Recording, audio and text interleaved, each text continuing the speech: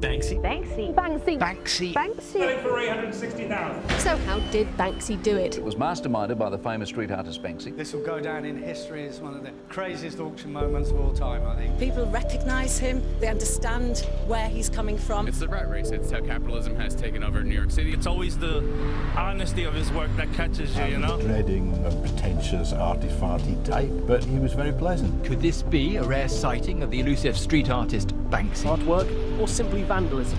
Banksy's work continues to divide opinions. Remember, it's always easier to get forgiveness than permission. Much love, Banksy. Can you give us any more insight into who Banksy really is?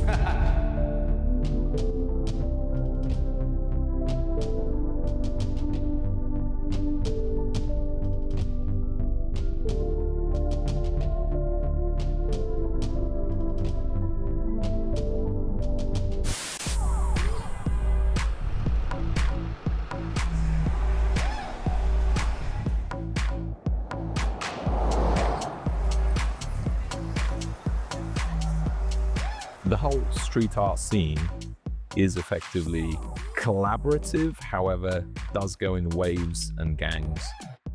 There will be some who are with each other and others who will be fighting against each other. The emergence of Banksy led to a major revolution. Suddenly getting an artist who was getting recognized and especially was crossing over into the public arena was something big, and I started looking into it.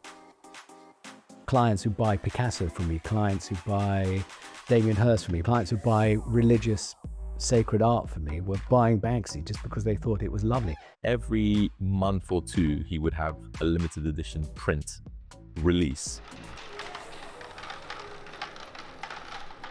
No one would know exactly where it is. Suddenly you would find out by email that there's going to be a Banksy release in 1 hour in Brick Lane or in Cumberland Place or in Regent Street. Literally, like, everyone would scramble there. There'd be like a queue of 1,000, 2,000 people, but it would be an edition of like 100. So the first 100 people would be able to buy this print for £50 or £100. Then you see it immediately on eBay for like £500, for £700, for £800.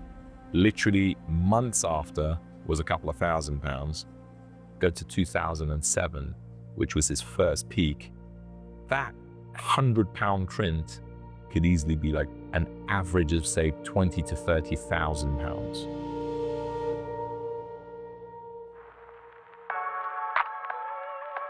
It was a really exciting time, bringing an underground artist overground, yet not knowing who he was, not representing him, trying to tell the world that we don't represent him, and the weirdness that the more you tell people that, the more convinced they were that he was connected, or I was connected to him. Apparently people say I have met him, but I wouldn't have known it, so it could very well be you. 2008 came, all these values came down by 90%. New marketing was done, Disneyland, exit through the gift shop, went back up to about an average of £40,000, £50,000. 15 years later, from 2007 crash, that average piece is now 80, 90, 100,000. And I'm talking average print. There are prints that go for over £500,000 and even £1 million for a print. I'm not even talking about original stencils or editions, which you stick another zero in the end. People started to care about Banksy because the messages in his imagery were phenomenal. Initially, if you look at the artistry, the stencil cutting, the actual artistry is perfection. However, the subject matters, the messages, the titles, and the connection with society puts him aside from everyone else. Empathy, that's the big word.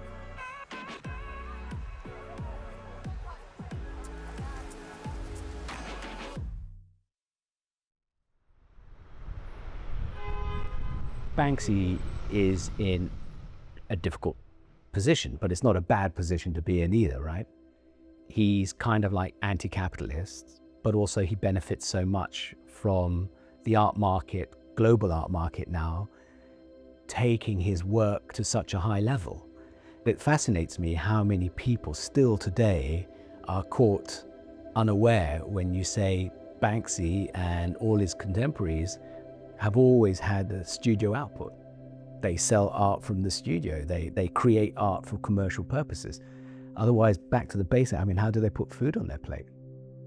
Of course, at the end of the day, it gives him great freedom, and it gives him choice to put the money in areas where he'd like to, and he chooses, thank goodness, from what we know of him, to put them into philanthropic use.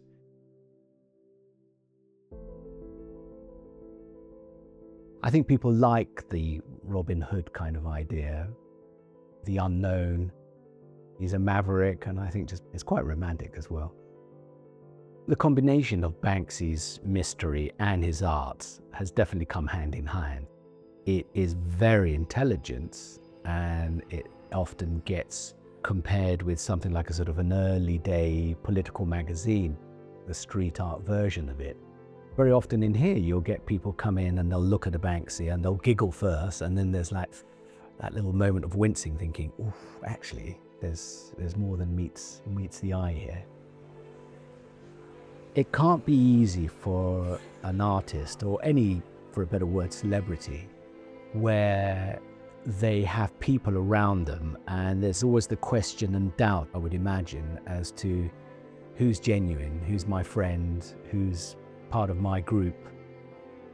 When you then add that on top of the fact that he has yet to be unmasked, you have to assume that he's very cautious about the people that he's got around him, and that he's probably a good person, a good friend.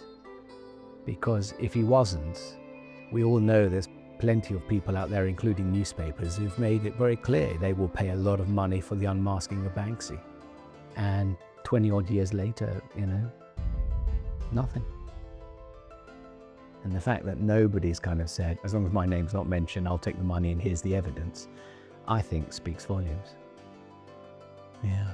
You can't really be a graffiti writer and then go public. And it's like the two things don't quite go together, man.